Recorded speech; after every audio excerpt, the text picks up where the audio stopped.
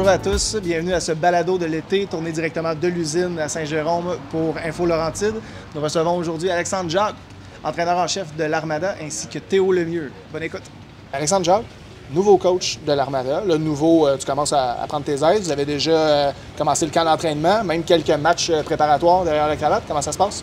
À date, ça va très bien. Ouais. On a commencé avec un camp des recrues seulement, donc c'est sûr que de ce côté-là, on voulait inculquer tout de suite la culture pour ces jeunes-là pour qu'ils retournent dans leur équipe, leur club ferme, puis qu'ils sachent un peu déjà lorsqu'ils vont venir l'année prochaine ou s'ils viennent nous aider en courant de saison, c'est quoi nos attentes. Donc ça a été ça. Puis avec les vétérans, ça va vite. On a eu 2 pratiques seulement, déjà 2 matchs. Donc la semaine prochaine, on va avoir le temps de travailler juste l'équipe ensemble puis de commencer à mettre en place notre système. Parce que là, je me trompe pas, l'équipe avait très peu de place à combler là, cette année. Oui, exactement. On est chanceux, on a une équipe de vétérans. En même temps, pour les jeunes joueurs recrues, c'est sûr que pour eux, c'est un défi. Les joueurs connaissaient la réalité. Mais encore là, pour nous, ce qui est important, c'est qu'ils progressent cette année parce qu'on sait qu'on va avoir besoin des rappels puis on va avoir besoin d'eux la saison prochaine. OK. Puis là, vous avez vécu un été quand même assez particulier. Tu es arrivé comme dans une période où est-ce que l'Armada avait beaucoup de visibilité dans les médias, là, notamment. Hein? Oui, bien, le directeur général, Olivier, a fait un travail incroyable durant l'été. C'est sûr que son travail était déjà amorcé avant que moi je sois engagé. Donc, c'est excitant là, de me joindre à une équipe puis, avec la qualité de joueurs qu'on a en place déjà. Parle-moi donc un peu de ta carrière, tant dans le coaching que l'avant. Avant le coaching? Oui. Dans le fond, moi, j'ai grandi à Laval. Je suis un gars de Laval. Je joue au hockey mineur à Laval. Par la suite, j'ai été repêché à Shawinigan, donc 3 ans à Shawinigan. Une demi-saison à Rimouski. J'ai été repêché par les Red Wings Détroit en 96. Donc, j'ai été 5 ans dans l'organisation de Détroit, dans leur club-école, dans la Ligue américaine. Par la suite, j'ai voyagé un peu différents clubs fermes, Ligue américaine, East Coast. J'ai été 6 ans en Europe, compléter ma carrière. Et quand je suis revenu, dès que j'ai complété ma carrière, avec Joël, dans le fond, Joël qui est l'ancien, pas l'ancien propriétaire, encore propriétaire. Ouais. Mais c'est lui qui a fait l'achat du Junior de Montréal, qui a amené l'Armada. Donc, on est parti de l'Académie de hockey Joël Bouchard. Et c'est là que j'ai été 8 ans de temps comme entraîneur de développement des habiletés avec l'Armada. Par la suite, j'ai été 4 ans de temps avec l'Université de Concordia. Et là, je suis de retour avec l'Armada pour l'instant. Fait que tu as vécu virtuellement toutes les réalités d'un joueur de hockey professionnel, amateur, nord-américain.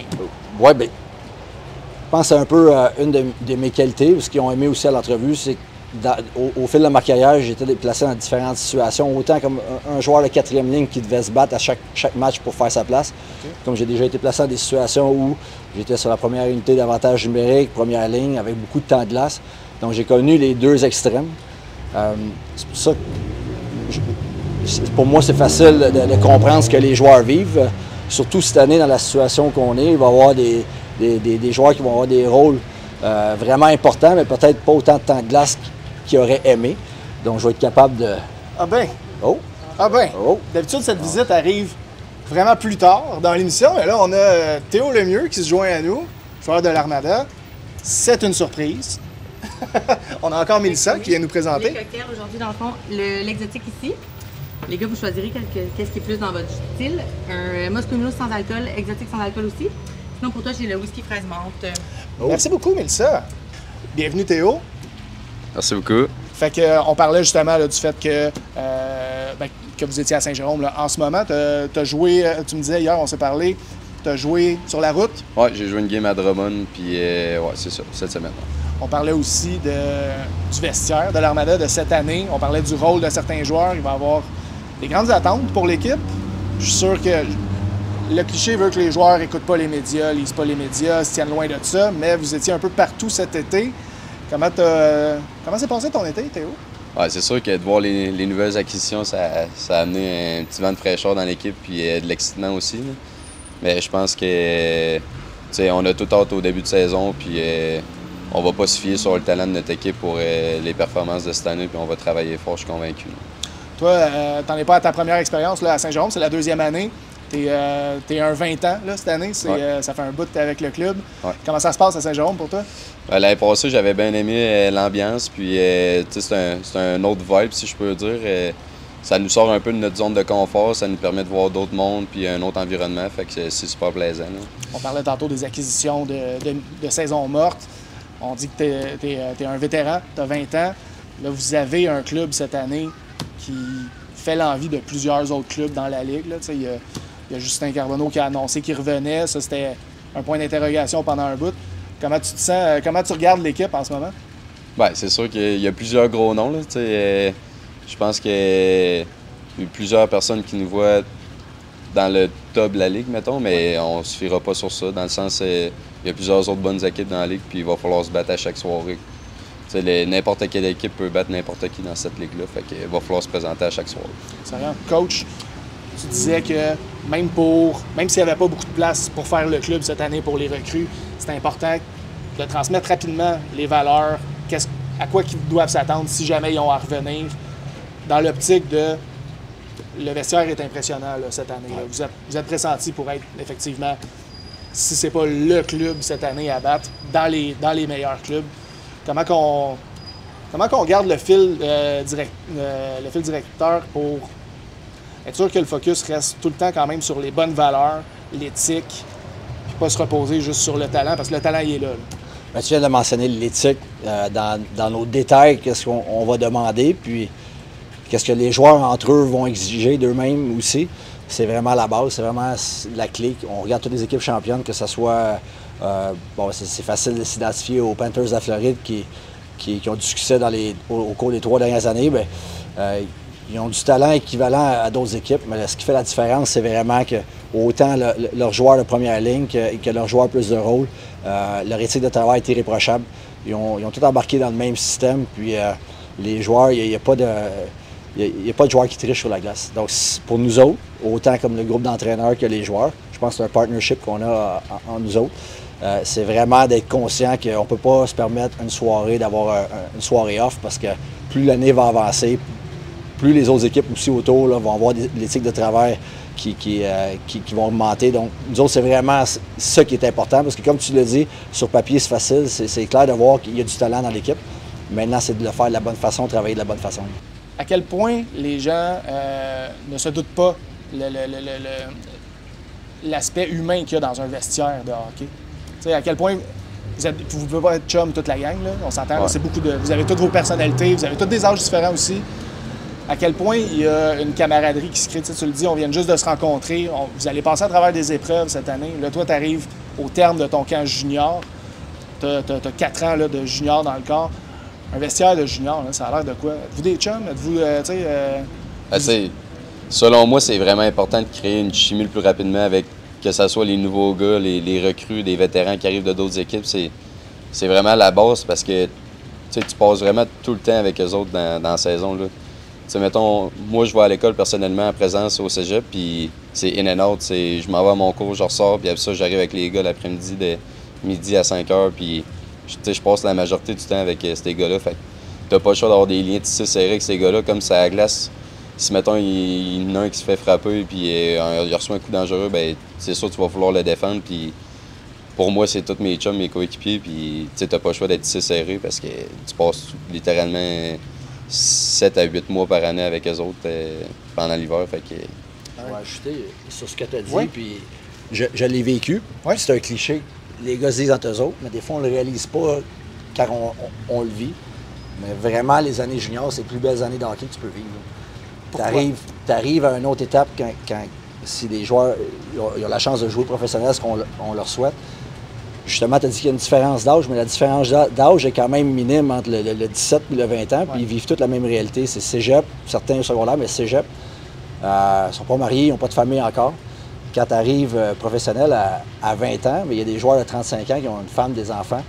Donc, la chimie n'est pas la même. Donc, il va y avoir plusieurs petits groupes, dépendamment où on est à notre stage de notre vie, qui est normal aussi. Mais junior, c'est vraiment là, les 3-4 années où on vit toute la même chose. Tous les joueurs arrivent de l'extérieur pour la majorité. Donc, ils se retrouvent dans une ville commune ensemble, puis les liens viennent vraiment tisser serrés. Comme il a dit, ils passent un peu de temps à l'école, qui est important, mais les joueurs sont ensemble 7 jours sur 7. Là. Donc, c'est vraiment des belles années. Puis de là, l'importance d'avoir, tu l'as parlé, c'est pas tout le monde qui peut être ami, parce qu'on n'a pas toutes les mêmes valeurs. L'important, je pense qu'ils sont déjà sur la bonne voie avec les vétérans qu'on a, c'est de se respecter. C'est ça qu'on veut, qu'à la fin de l'année, ils se respectent. Puis je dis tout le temps, je veux qu'à la fin de l'année, s'il y en a un qui est dans le trouble, qui appelle, il peut appeler n'importe qui, puis il sait que son coéquipier va venir le chercher, va venir l'aider. Donc, c'est ce qu'on veut dans une chambre.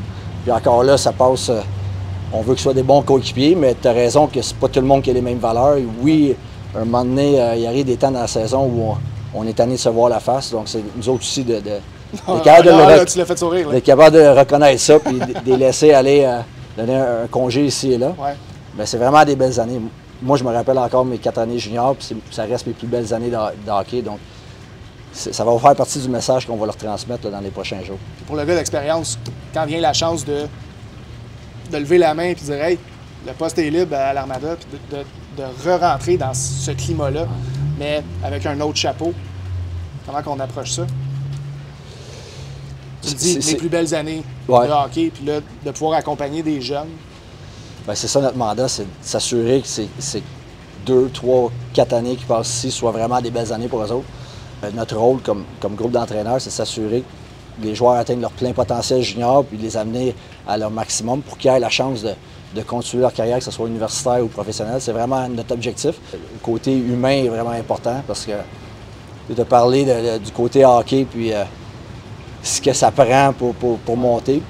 Les gens, je côtoie les pères puis les parents de hockey mineur, puis ils parlent juste de talent, mais rendu en haut. C'est vraiment ceux qui sont le plus forts mentalement et qui sont capables de passer à travers. C'est un grind de monter professionnel, c'est un grind de jouer junior majeur.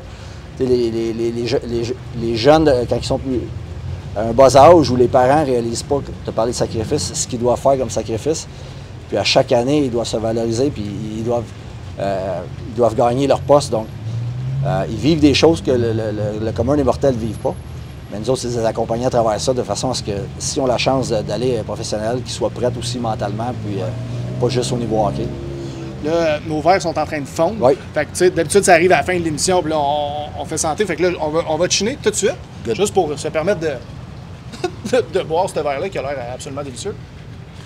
Messieurs.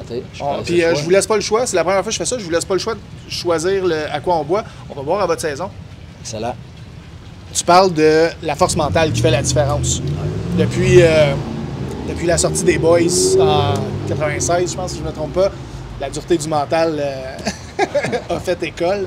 À quoi on reconnaît ça, la force mentale chez un jeune de 17, 18, 19 ans? 20 ans, excuse. Sur la glace, c'est tout le temps facile à reconnaître, c'est-à-dire joueur une moins bonne performance, comment il est capable de revenir, de récupérer, que ce soit durant un match, que ce soit chiffre par chiffre, après un mauvais shift. Si le joueur est capable de faire un reset, puis rembarquer sa glace, puis continuer à jouer, puis pas avoir peur de faire des erreurs, on reconnaît tout de suite que c'est un gars qui a une force mentale, mais en dehors de la glace aussi, ils vont vivre que ce soit dans leur vie familiale ou avec leur blonde ou peu importe. Ça va arriver, donc c'est d'être capable, les joueurs sont capables de passer à travers ça, puis de continuer à être dédiés au niveau hockey, puis que ça ne les affecte pas. C'est ce qu'on va voir. C'est ce qui montre la différence entre des joueurs qui peut-être s'écouleraient un peu, puis d'autres sont capables de persévérer. Tu me disais hier au téléphone que quand tu as commencé dans le junior, tu pensais que hey, j'ai 4 ans devant moi, puis ça a passé comme une flèche. Ouais. C'est quoi tes objectifs pour cette saison-ci, là? À 20 ans? Ouais, c'est sûr qu'à 20 ans, j'ai plus d'expérience que pas mal d'autres joueurs dans l'équipe. Fait que ça va être un peu d'encadrer les autres. Puis oui, on est une équipe vieille, mais ça va être un peu de prendre mon rôle de leadership, puis d'aider les plus jeunes, puis d'essayer d'encadrer l'équipe pour tout qu'on aille vers la même direction. Puis c'est sûr qu'on veut se rendre au bout, fait qu'on va tout faire pour... Cette année, est-ce que gérer les attentes, ça va être quelque chose de primordial pour l'équipe? Parce que, on l'a vu, là, les prévisions vous mettent premier contender là, pour le titre cette année. On l'avait dit justement à l'interne, qu'on va gérer ça à l'interne, mais là, tu ne nous aides pas déjà. Là. On parle d'attente depuis le début, mais on sait que ça va être ça. Ce qui va se véhiculer à l'extérieur de l'équipe, ça va être ça, puis c'est normal aussi. Comme Olivier a dit aux joueurs, les joueurs méritent cette attention-là à cause de la qualité de leur talent qu'ils ont. Comme équipe, ça fait 2 ans on n'a pas remporté une ronde de série, donc c'est de l'expérience qu'on n'a pas, qu'on va devoir acquérir durant la saison. On n'a pas peur des attentes. On fait face aux attentes, on sait ce qui nous attend. Mais à l'interne, ça va être vraiment là, ce qu'on veut, c'est d'ici Noël, on veut devenir une équipe, l'équipe la plus difficile à jouer contre dans la ligue. Donc, on sait qu'on a le talent. Si on fait ça, on va être correct. Comme équipe, on va être correct. C'est vraiment le message qu'on véhicule, puis que les joueurs entre eux autres, là, ça va être clair, c'est ça notre objectif d'ici Noël. Bon, ben, messieurs, je sais que vous avez un match ce soir. Pas toi, mais quand même, je sais que vous m'aviez accordé là, un petit peu de temps. C'est super apprécié. Je vous souhaite une excellente saison. Puis je relève mon verre à votre présence. Puis on va se revoir très souvent.